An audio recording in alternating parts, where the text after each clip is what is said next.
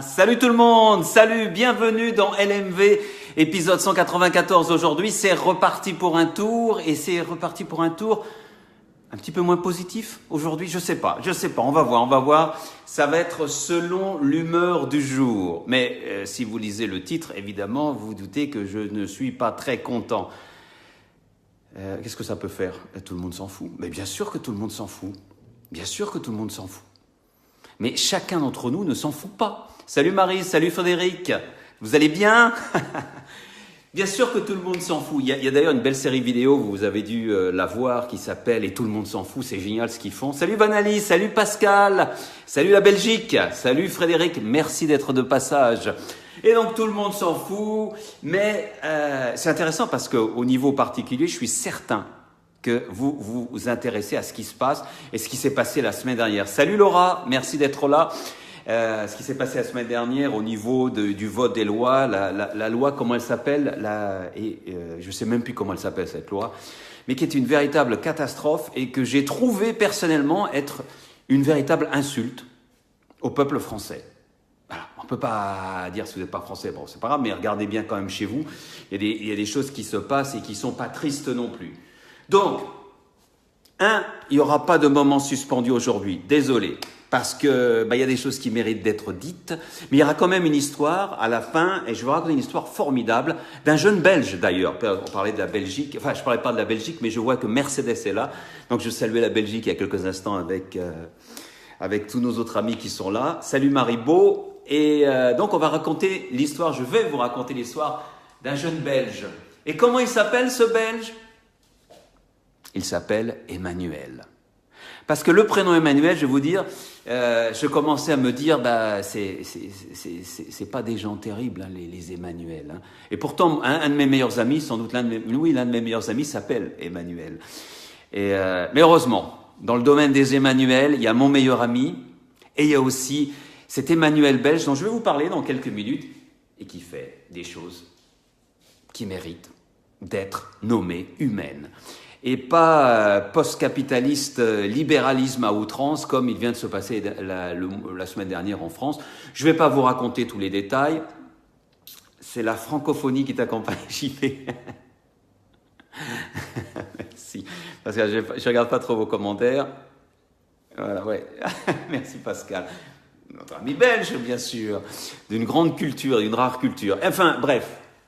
Vous me connaissez, je vais gueuler. Non, je gueule pas moi, mais enfin, je vais vous raconter des trucs qui vraiment m'attristent et on arrive à des niveaux absolument exécrables. Vous vous rappelez, et peut-être vous vous rappelez pas, parce que il y a 1 an et demi, j'ai commencé LMV, le meilleur est à venir. Pourquoi? Parce qu'on allait entamer la campagne des élections présidentielles en France. Et je sentais que ça allait être très négatif et je voulais pas qu'il y ait que du négatif pendant des mois et des mois sur la France. En fait, ça n'a pas été si négatif que ça parce que c'était un petit peu intéressant. Il y avait le petit nouveau qui arrivait, le petit nouveau qui arrive, le Fillon qui s'écroule, etc., etc. Le Mélenchon qui essaie de faire quelque chose. Et puis bon, c'est passé comme une lettre à la poste. Mais là, franchement, il y a des moments où je me dis, mais pourquoi je fais tout ça? À quoi ça sert? Et puis, vous le verrez peut-être à la fin de ce direct, tout n'est pas perdu. On peut tous faire quelque chose. Et d'ailleurs, l'exemple de Emmanuel, le Belge, celui dont je vais parler dans quelques minutes, peut nous donner de l'espoir. Par contre, du côté de Paris, du côté de l'Élysée, franchement, comment on peut s'appeler Emmanuel? Avec un nom comme ça, je crois qu'il y a une signification. Hein. Je n'ai pas regardé, mais je sais qu'Emmanuel, c'est l'élu ou le choisi, un truc comme ça. Salut Christophe, merci d'être de passage. Mais comment on peut être président de la République, avoir 40 ans et laisser passer des choses comme il se passe en ce moment? Comment on peut s'appeler Nicolas Hulot et se dire roi de l'écologie et laisser passer des trucs comme ils se sont passés cette semaine au niveau de la loi? Comment elle s'appelle cette loi? Egalim, voilà, c'est ça. Mais c'est incroyable. Comment on peut être ministre de l'Agriculture, s'appeler, je ne sais plus comment, Travers, un mec qui s'appelle Travers, et laisser passer des... Excusez-moi. Non, le ministre de l'Agriculture, lui, fait partie du lobby de tout ce qui est FNSEA, gros agriculteurs, qui ne voulaient pas qu'il y ait plein de choses qui passent. On est d'accord. Et, allez, je suis déjà parti. Et comment peut-on être député, travailler en province, être, par exemple, député du Tarn? Là, je suis à Albi en ce moment. Il y a une députée République en marche, hein, les marcheurs, qui est d'Albi et qui propose de faire une réduction sur le prix du glyphosate pour les agriculteurs. Sympa. Sympa. Et continuez les gars. Salut Véronique, salut et tous ceux que j'ai pas le temps de saluer, désolé. Mais enfin, c'est quand même scandaleux. Et on ne peut pas faire grand-chose, parce que les lois sont votées, la loi Egalim a été votée, si je ne m'abuse, par 48 députés. Et c'est bien triste tout ça, parce que ces 48 députés, on a noté, avaient tous des relations, il y a eu du lobbying. En fait, ils font ce qu'ils veulent. Et c'est vrai que finalement, il y a de quoi se taper la tête contre les murs, ou alors complètement abandonner et s'en foutre sans s'intéresser. Je vais juste vous donner un exemple là que j'ai noté. Il y avait des amendements quand même. Il y avait 48 députés qui ont voté pour et qui ont donc permis de faire passer cette loi. Des choses qui n'ont pas pu être passées, qui étaient proposées. Par exemple, là je vais parler, je donne un peu dans tous les domaines. L'interdiction des abattages sans étourdissement préalable, l'interdiction des fermes-usines, l'interdiction de broyer vivant les poussins mâles et les canetons femelles, l'interdiction des cages pour les poules pondeuses, l'interdiction des cages pour les lapins, l'interdiction de castrer à vif les porcelets, l'interdiction du gazage des cochons au dioxyde de carbone, l'interdiction de l'étourdissement des volailles par électronarcose, ou l'encadrement de la durée du transport, notamment maritime, d'animaux vivants, etc., etc. Le glyphosate, on vient d'en parler, etc. Bon, il y a eu plein de mesures comme ça qui sont finalement passées, et malgré les promesses en vidéo de celui qu'on appelle le président Macron. Le gars est président, le gars s'est présenté. Mais est-ce que ça doit nous étonner, ça? Est-ce que ça doit nous étonner? On dit en politique tous pourris. L'exemple vient d'en haut. Je ne sais pas qui n'est pas pourri. Je regarde la députée, celle qui est députée d'Albi, je ne sais même pas son nom, qui avant dirigeait une agence bancaire. Donc bien sûr, elle s'y connaît en glyphosate. Et qui vote pour toutes ces lois. Alors, tous pourris au niveau local, tous pourris au niveau national, peut-être qu'on le sait déjà finalement. Et comme je dis souvent, quand les places sont bonnes, après on ne veut pas les quitter, hein, on suit ce qu'il faut faire, allez, on fait des petites wrinkles, comme on dit en anglais, des petites pliures, je ne sais pas comment on pourrait dire en français, à son honneur ou son honnêteté, quoi. On se permet certaines choses. Et puis, je ne vais pas donner de leçons parce que, moi, je ne suis pas tout blanc non plus. On a tous nos petits défauts. Mais il y a quand même des gens bien, je vous rassure. Il ne faut pas les chercher en France. On pourrait les chercher du côté de Mamoudou, par exemple. Mamoudou, vous savez, ce garçon, ça s'est passé la semaine dernière, qui a sauvé un enfant de 4 ans qui était sur le balcon, etc. Récupération immédiate de la présidence, bien sûr. Allez, viens Mamoudou, viens que je te donne la nationalité française, bravo. Macron aurait croisé Mamoudou dans la rue, il l'aurait jamais donné. Mais il l'a donné parce que, oui, hein, ça fait bien, ça fait pleurer dans les chaumières. Et on se dit que, ouais, c'est super. Bon, enfin, bref. Je vous montre ce dessin, il est superbe ce dessin. Eh oui. Alors, tout dépend du contexte. Oui, à Paris, mais avec les frontières de l'Europe, non, ce n'est pas possible. Je ne sais pas de qui est ce dessin, mais ce dessin est vraiment excellent. Attendez, je vais vous mettre un peu plus de lumière, parce que là, j'arrive pas à mettre un peu plus de lumière. Je voudrais bien essayer j'aurais dû préparer ça avant. Voilà, on va le voir beaucoup mieux comme ça, vous l'avez vu. Et malgré les lumières, etc. Joli dessin, n'est-ce pas? Et j'en ai une autre à vous montrer sur Mamoudou. Elle est excellente. Ça se passe à l'Élysée. Monsieur Mamoudou Gassama. Ta-ta-da-da. J'arrive par la fenêtre. Il faut garder l'humour. Mercedes, heureusement qu'il y a des gens bien, oui. Laura, c'est un fake pour Mamoudou pendant ce temps-là? Oh, je sais pas. Non, un fake, non, quand même pas. Il n'y a même pas besoin de faire un fake pour ça. Ça veut pas dire, ça change pas les sentiments qu'on peut avoir pour les migrants, qu'on les aime ou qu'on les aime pas. Moi, ce qui m'horripile, c'est que les politiciens, et en particulier Macron en premier, le reçoivent immédiatement à l'Élysée. Personnellement, je trouvais ça un peu trop qu'ils le reçoivent à l'Élysée. Je veux dire, bon, il a fait une belle action, j'ai beaucoup de respect pour ce qu'il a fait, c'est beau, moi j'aurais jamais pu monter 4 étages, Et je pouvais glisser, tomber. Le gars, il a sauvé cet enfant. Et c'est sûr qu'il faut l'aider. Et je suis pour qu'on lui donne la nationalité française, d'accord. Mais de là à le recevoir à l'Élysée, et ça a été très vite, hein, tout de suite, je reçois à l'Élysée, bachin, boum, boum. C'est la République, vous savez, des flashs, des images, Instagram, Facebook, etc. Ça, Macron, il est bon. Mais ouais, c'est mon avis. Hein. Enfin bref. Salut Guilain, merci d'être de passage. Quoi d'autre sinon? Oh, bah on avait, je vous avais dit, je vais vous en montrer quelques-unes qui sont quand même sympas. Et puis, bah, il y a celle-là, que je la retrouve. La fameuse sur les glyphosates. Vous savez, celle-là, hein?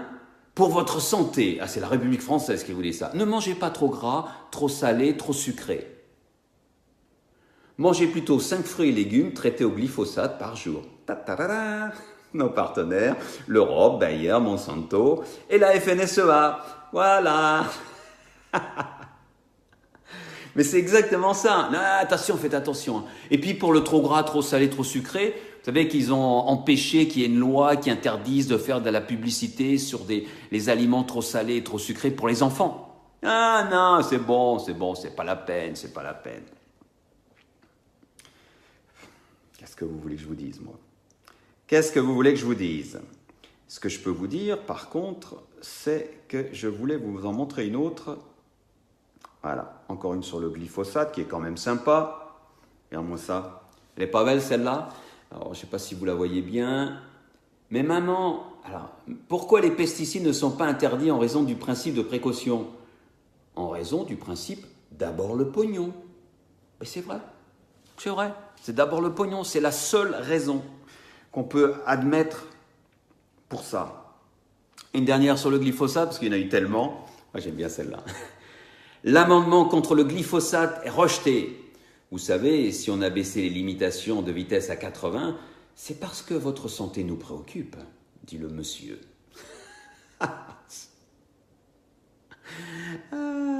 Il y en a eu beaucoup des comme ça, mais notre seule arme en ce moment, c'est de rire. C'est d'en sourire et quoi d'autre? De faire des choses à notre niveau. Les politiciens ne comprennent rien. Les politicards ne comprennent rien. Je crois que la seule chose qu'ils comprennent, c'est la violence. Malheureusement, ce n'est pas quelque chose que je souhaite.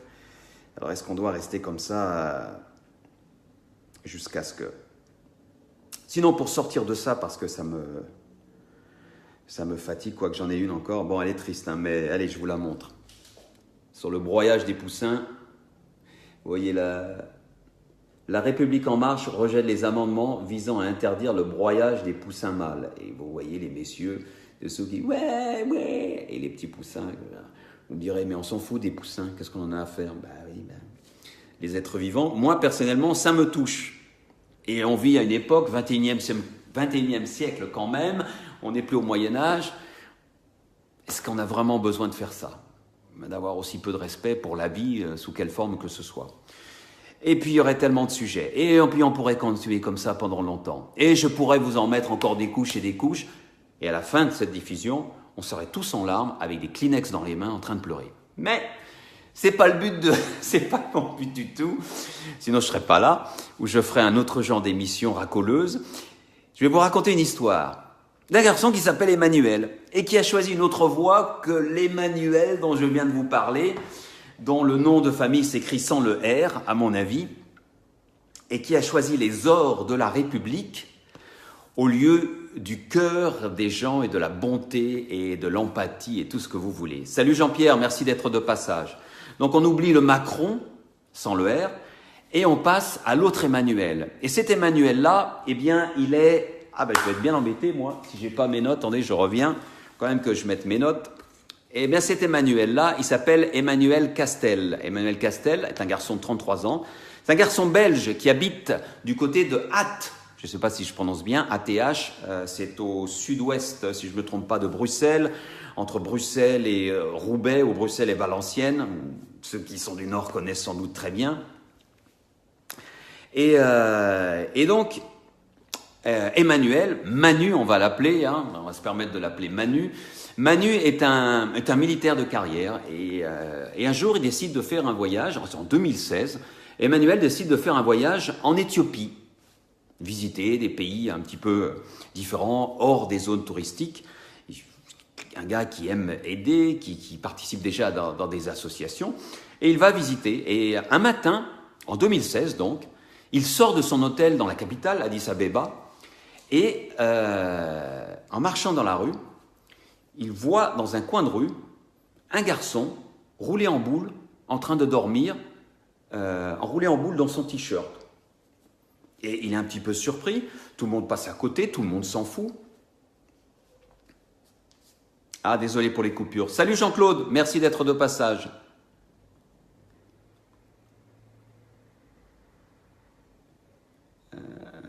Je regarde vos commentaires. Je ne vais pas répondre parce que sinon je vais en avoir pour un moment. Et donc, il voit cet enfant qui est roulé en boule dans son t-shirt, sale, etc., en train de dormir. Il le réveille et il lui demande « Tu veux manger ? Je vais te proposer quelque chose. » Il a un traducteur avec lui. Bien sûr, il ne parle pas la langue éthiopienne, ou quel que soit le nom de leur langue. Je ne sais même pas comment, je ne sais pas si ça s'appelle l'éthiopien. Et il lui dit « Tu veux manger ?» Le garçon dit « Oui ». Et ils vont dans un restaurant du coin pour faire manger à ce garçon ce qu'on appelle une injera. Injera, vous savez, vous connaissez peut-être, c'est une espèce de grande crêpe traditionnelle en Éthiopie, dans les pays autour de l'Éthiopie, dans laquelle on met les aliments et on prend un petit bout de la crêpe, on mange les aliments et on finit ensuite par manger toute l'injera, c'est-à-dire cet ensemble de trucs. Il commande une injera pour 3 personnes. Et le garçon mange, et il mange, et il mange. Et il avale l'injera pour 3 personnes en quelques minutes. Alors, à travers le traducteur, Manu demande au garçon, mais il pose des questions. Et il comprend finalement que ce garçon n'a pas mangé depuis 3 jours. Il pose encore des questions. Il comprend que ce garçon a perdu sa mère, qui a été écrasée par une voiture et qu'il vit dans les rues, il ne sait même pas qui est son père, et il erre, etc. Alors, que faire ? Ils se sont un peu démunis, alors il lui rachète une autre injera, il lui donne pour la mettre dans son sac, il lui donne un petit peu d'argent, et le garçon part, pieds nus, avec son t-shirt, sale, pas lavé, pas d'eau, juste une injera dans son sac, et le peu d'argent que Manu lui a donné. Et cette image va marquer Manu. Il en a les larmes aux yeux. Il se dit, quand j'ai vu ce garçon partir, je me dis, mais qu'est-ce qu'il va devenir ? Est-ce qu'il va vivre ? Qui va l'aider ? Que va-t-il se passer ? Et cette image est restée vraiment, ça l'a marqué. Elle est restée gravée dans sa mémoire. Et lorsqu'il rentre en Belgique, lorsqu'il rentre à Ath, chez lui, il réfléchit. Il se dit, mais c'est pas possible, il faut que je fasse quelque chose. Je peux pas rester comme ça. Et ce voyage en Éthiopie l'a marqué. Et il se dit, il faut que j'aide, il faut que je fasse. Mais qu'est-ce que je peux faire, moi ? Je suis tout seul. Si au moins j'étais président de la République, Premier ministre, je pourrais en faire des choses. Mais moi, tout seul, qu'est-ce que je peux faire ? Rien du tout. Il travaille, il a son métier de militaire, il travaille à l'armée, dans l'armée belge. Il est spécialisé dans le génie civil, donc il s'occupe des ponts, des machins comme ça. Et pendant qu'il travaille, qu'il a repris le travail, il réfléchit, qu'est-ce que je peux faire ? Et puis un jour, il se dit, si je continue à me poser des questions, jamais je ne vais faire quoi que ce soit. Jamais je ne ferai rien. Alors, il se décide, et en novembre 2017, il prend un congé sabbatique d'1 an par rapport à son boulot, par rapport à l'armée. Et il repart en Éthiopie.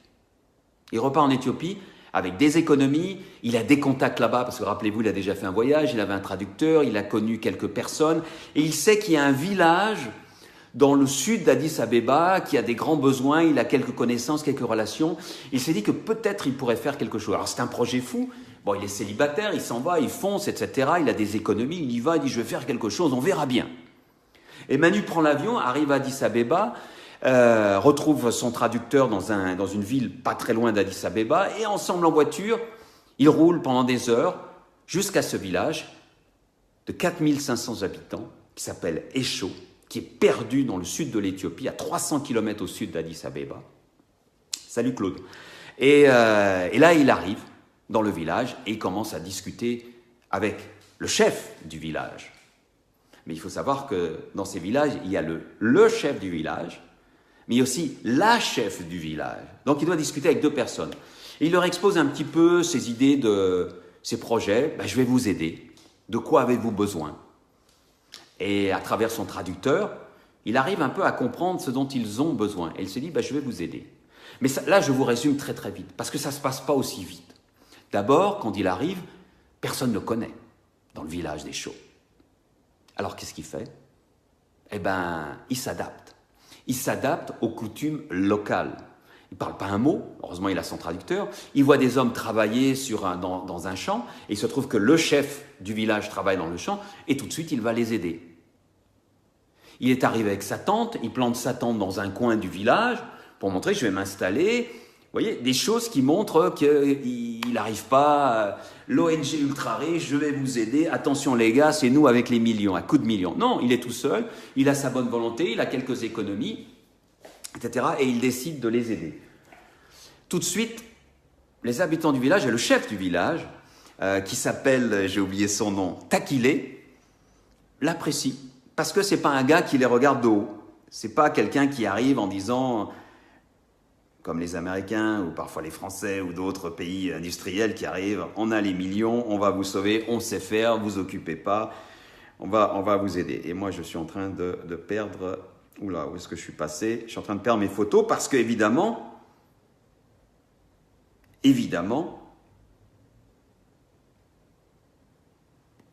Manu, c'est lui. Manu, 33 ans, originaire de Belgique, qui se retrouve donc un beau jour de novembre 2017 dans un village au sud de l'Éthiopie, Esho, tout petit village de 4500 habitants à peu près, qui vit avec moins d'1 € par jour. 1 € par jour pour la moyenne des habitants. Alors il discute avec le chef, avec ce chef qui s'appelle Takilé, que je vais vous montrer tout de suite, si je le retrouve. Là voici Takilé, qui est le chef du village. Regardez bien leur visage, moi, quelque chose qui m'a marqué. Ça, c'est Takilé. Salut Pilou, salut la Guyane, à nous-mêmes que nous-mêmes. Et puis voici la chef des femmes. La voici. Il y a la chef du village et le chef des femmes qui s'appelle Ofaxe, je vais y arriver. Difficile les prénoms éthiopiens. Ofaxe. Et salut Fabien, ce qui le marque dans ce village, c'est que ces gens sont pauvres de pauvres de pauvres. C'est-à-dire vraiment, on vit avec 1 € par jour, il n'y a pas d'eau courante, il n'y a pas d'électricité, vous imaginez, je ne peux pas vous faire un dessin, mais les gens ont le sourire. Les gens ont le sourire, regardez le sourire d'Ofaxe, c'est quand même quelque chose. Et le sourire de Takilé, le chef du village, c'est quand même quelque chose. Ouais, ils sont souriants au possible, comme tu dis Fabien. Et donc ça motive Manu, qui se dit on va faire des choses ensemble. Et ils sont d'accord. Donc en novembre, ils commencent à discuter, qu'est-ce qu'on pourrait faire, etc. Alors il y a 3 choses qui entrent en ligne de compte. D'abord, il va falloir restaurer l'école. L'école, il va falloir que les enfants retournent à l'école. Il va falloir leur donner des moyens de retourner à l'école, parce qu'il y a déjà une école. Mais si vous voyez l'état de l'école, je vais vous la montrer dans un instant, je vous montrerai la photo, mais elle est vraiment en mauvais état. Et puis de toute façon, les enfants n'ont pas vraiment le temps d'aller à l'école. Pourquoi? Parce qu'il faut qu'ils aillent chercher de l'eau. C'est un grand problème au niveau, dans de nombreux pays africains et ailleurs. Les enfants vont chercher de l'eau. C'est-à-dire qu'il a expliqué qu'il a vu des enfants de 6 ans porter des bidons de 10 litres d'eau sur 8 km. Parce que la famille a besoin d'eau. Évidemment, après un parcours comme ça, qui va aller à l'école? Qui a le temps d'aller à l'école? Et juste pour vous donner une idée, l'OMS, donc l'Organisation mondiale de la santé, dit qu'il faut un minimum de 20 litres d'eau par personne pour vivre décemment. 20 litres par jour. Dans le village des Chauds, il a calculé, Manu, que chaque famille avait 10 litres d'eau par jour, en moyenne. 10 litres par jour, par famille. Alors que les minimums vital besoins, c'est pas bon en français, c'est pas grave, vous avez compris, c'est de 20 litres par jour par personne, selon l'OMS. Et en Europe, combien on a de litres d'eau? Quand on prend notre douche, quand on se lave, quand on apprécie. Par personne, en Europe, on a chaque jour 200 litres d'eau. On consomme 200 litres d'eau. Salut Olivier, merci d'être de passage. La pauvreté est un concept du mental. Merci Fabien. Il faudrait que je réfléchisse. Là, je suis dans mon histoire, je vais pas trop sortir. Donc, l'école, donc, trouver un moyen d'avoir de l'eau. Et puis, troisième partie, les aider à se développer, à réussir à l'autosuffisance, l'agriculture, toutes ces choses-là. Parce que tout le monde ne mange pas à sa faim dans le village. Ils sont 4500 et certains sont extrêmement pauvres. Alors, pendant ce mois de novembre 2017, Manu fait ce qu'il peut. Il les aide, il leur donne de la motivation, il a amené avec lui des stylos billes, des cahiers pour les enfants, donc ça commence, il fait des distributions, donc on l'apprécie, et en novembre, à la fin du mois de novembre, il repart. Il leur dit « je reviendrai avec des moyens plus conséquents ». Les villageois, leur lui disent « bravo, merci ». Ils ont toujours le grand sourire, le sourire vraiment honnête et sincère. Et voilà. Et Manu repart. Il repart en Belgique. Mais Manu, le Belge, notre Manu à nous, c'est pas le Manu président qui fait des promesses, par exemple sur le glyphosate, interdiction dans les 3 ans, je veux pas de glyphosate. Vous avez vu l'interview où il s'énerve. Puis finalement, le glyphosate est toujours là. Hein. Non, Manu, le Belge, celui dont je vous parle en ce moment, tient ses promesses. Et dès qu'il rentre, il s'organise, il fait son petit projet et il lance un appel aux dons, crowdfunding, sur KissKissBankBank, je crois, pour recueillir des dons. Il demande combien ? 9 000 €. 9 000 €. Je ne sais pas si vous imaginez ce que c'est 9 000 €. C'est rien par rapport à tout ce que peuvent dépenser les collectivités sur des projets bidons, les dividendes, etc. Il demande 9 000 €. Évidemment, en quelques semaines, sa demande de crowdfunding, de recueil de dons, est acquise. Il a ses 9 000 € et il repart dès que possible. Enfin, il repart en février, à la fin de sa promesse de dons, il repart dans le village des Chauds, en Éthiopie. Et lorsqu'il arrive, il se met au travail. Manu n'a qu'une parole, le Manu belge, pas comme le Manu de l'Élysée. Il n'a qu'une parole. Et voilà ce qu'il fait. Au niveau de l'école, je vais vous montrer comment c'était avant et comment c'est devenu. Ça, c'était l'école avant. Alors la photo n'est pas géniale, hein. On va faire du mieux, je ne sais pas si vous la voyez. Voilà, c'était l'école avant. Vous voyez les enfants assis sur des bidons.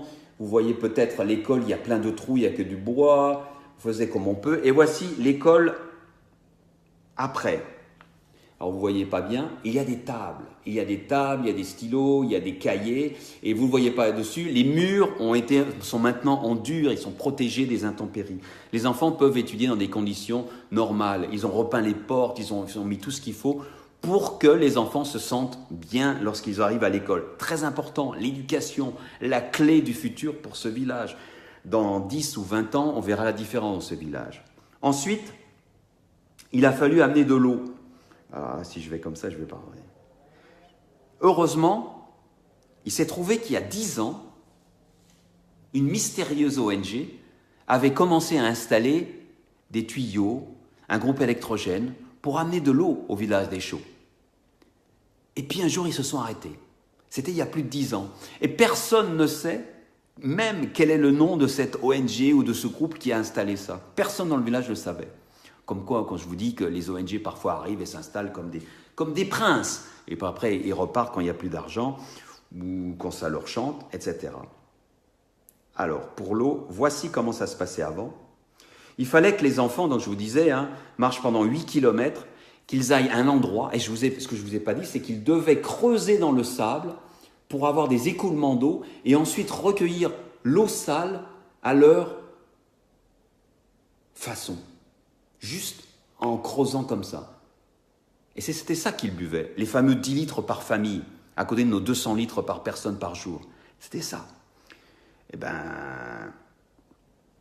grâce à Manu, regardez cette dame, si elle n'est pas contente, il y a maintenant des robinets au village, et il suffit, ils ont réparé le système, je pense, là je n'ai pas pu avoir les informations, mais je pense qu'ils ont réparé le système, il suffit de tourner les robinets, il y en a 6 comme ça, 6 centrales où ils peuvent recueillir de l'eau, et bien sûr, ça change une vie lorsqu'on a l'eau au village. Et puis le troisième partie du projet, donner de l'autonomie, améliorer la culture, et surtout aider les plus pauvres qui n'ont pas de quoi s'habiller, pas de quoi manger et pas de quoi survivre. Alors il y a eu le recueil de dons, je vais passer les détails, si vous voulez en savoir plus, vous allez voir, le site s'appelle Les Amis Tout Cool Deschaux. Tout Cool, ça s'écrit T-O-U-K-O-U-L. Le Tout Cool, c'est quoi? C'est le nom de la maison de l'habitation traditionnelle éthiopienne. Ça s'appelle un Tout Cool. Mais c'est bien parce que ça ressemble à Tout Cool, comme l'expression en anglais. Donc les Amis Tout Cool Deschaux. Echo, c'est le nom du village, c'est E-S-H-O. Vous irez voir. Et donc, il va y avoir d'autres projets. On a donné aux familles les plus pauvres, il y a 33 familles qui étaient vraiment pauvres. On a acheté avec cet argent qui a été recueilli aussi des moutons. Et chaque famille a reçu un mâle et une femelle.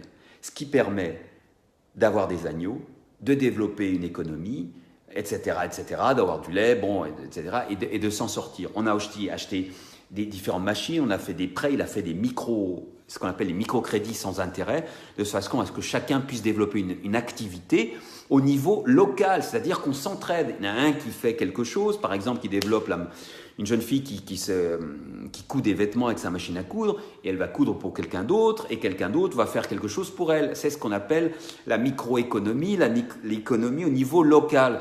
Et ce qui est sans doute notre futur. Parce que l'économie à l'heure actuelle, je vous en ai parlé au tout début avec la loi Egalim ou je ne sais plus quoi, la catastrophe Macron, sans air,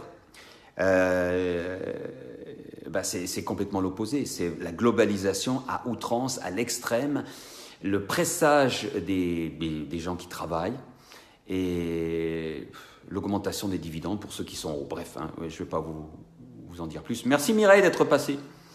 Etc. Alors Manu, le Belge, je le salue, je respecte et ça me fait plaisir, ça me fait chaud au cœur parce que par rapport à ce que j'ai dit au tout début où il n'y avait aucune chance, il y avait juste à baisser les bras, eh ben non, même s'il y a des gens dont le nom s'écrit sans R et qui ne tiennent pas leurs promesses, comme tous les politiciens, j'ai envie de dire tout le monde, je n'arrive pas à en sauver un ou deux, j'aimerais bien.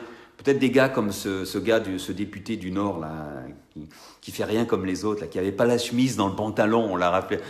Ruffin, voilà, des gars comme ça, on peut supposer qu'ils sont motivés pour faire leur boulot, mais ils sont tellement peu. Et d'un autre côté, tout en bas de l'échelle, à notre niveau à nous, il y a des gens comme ce Manu belge qui part en Éthiopie et qui va aider d'autres gens. Ça ne veut pas dire qu'il faut tous partir en Afrique ou en Asie aider les autres. On peut le faire en bas de chez nous, on peut faire nos actions, je le dis toujours, on peut faire quelque chose à notre niveau. Mais on peut faire quelque chose. Et ce que disait Manu dans une interview, c'est qu'il avait un slogan, une phrase qui l'avait beaucoup aidé à développer son projet. Parce qu'il était très déprimé après avoir eu cet enfant, vous vous rappelez, dans les rues d'Addis Abeba, qui était dans les rues, qui avait faim, qui n'avait plus de maman, plus de papa, etc. Et une phrase l'a marqué, et c'est la phrase aujourd'hui de la fin de notre programme, mais j'espère qu'elle va vous marquer aussi, comme elle m'a marqué moi et qu'elle marquera plein de gens. Alors c'est une phrase de Ronald Reagan. J'aurais préféré que ce soit quelqu'un d'autre, mais bon, Reagan, vous savez, c'était le libéralisme à outrance, Thatcher Effect, c'est la même chose. Mais bon, la phrase est bien. La voici. Nous ne pouvons pas aider tout le monde, mais tout le monde peut aider quelqu'un. Et ça peut être dans votre famille. Tout le monde n'a pas besoin d'aller en Éthiopie comme Manu. Manu, il est jeune, enfin, je sais pas, il est jeune dans son esprit. Il a envie d'aller à l'étranger, de se dépenser. Voilà, il l'a fait à sa façon. Donc, chacun peut faire à son niveau. Ça peut être un proche, ça peut être une cause, ça peut être en bas de chez vous, ça peut être à l'autre bout du monde. Ça peut être de s'investir au niveau politique, comme fait Ruffin, par exemple, et d'autres, qui croient vraiment en ce qu'ils font et qui le prouvent jour après jour, et qui nous expliquent toutes les magouilles qui sont réalisées à l'Assemblée nationale pour pas qu'on puisse se battre contre les amendements pourris posés par la majorité. Oui, mais enfin bon, voilà ce que vous voulez. Donc, je vous propose de méditer sur cette phrase, oubliez qu'elle est de Reagan, et puis, allez, on peut tous aider quelqu'un.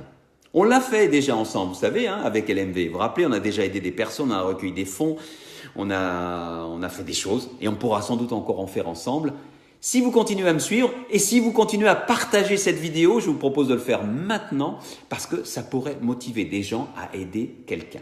Parfois, on en oublie dans le confort dans lequel nous vivons tous les jours. On a 200 litres d'eau par jour pour qu'on irait s'embêter. Un peu la légende du colibri. Ouais, c'est ça. Chaque jour, une action pour soi, plus une action pour quelqu'un. Très bien, Fabien, exactement. Voilà, c'est tout pour aujourd'hui. Merci infiniment d'avoir été présent et présente. Merci à tous ceux et toutes celles qui ont regardé le replay. N'hésitez pas à partager tout de suite cette vidéo. Partagez, il y a un bouton quelque part, vous la partagez et je suis certain que ça va motiver de plus en plus de personnes à aider quelqu'un. Et surtout à se rendre compte de ce qui se passe, enfin surtout non, et aussi à se rendre compte, si ce n'est pas déjà fait, qu'au niveau national, on se fait bien entuber, tout simplement. Allez, c'est parti, on y va et on se retrouve la semaine prochaine, ça sera l'épisode 195 et j'aurai encore de belles choses à vous raconter, j'en suis certain. Bonne soirée et bonne journée à ceux qui regardent en replay. Allez, ciao!